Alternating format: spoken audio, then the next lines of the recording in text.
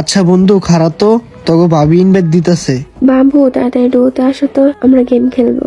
আরে ডুতে কেন, স্কোয়াডে খেলি চলো, এখানে আমার বন্ধু আছে। অনেক হয়েছে, কি সারাদিন বন্ধু বন্ধু করো, আমাকে তো একটু সময় দেওয়া লাগে। আরে জান, এমনটা না, ওই আমার খারাপ সময়ে সব সময় আমার পাশে ছিল। আচ্ছা অনেক হয়েছে, বাদ দাও। এবার বলো, আমি নাকি তোমার বন্ধু? আচ্ছা জান, তুমি এইগুলা কি বলতেছো?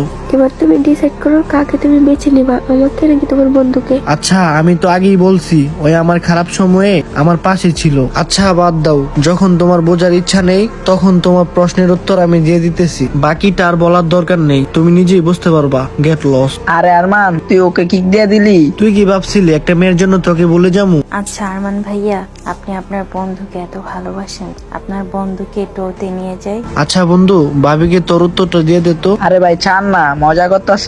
আমি কিন্তু মজা করছি না, সিরিয়াসলি বলতেছি।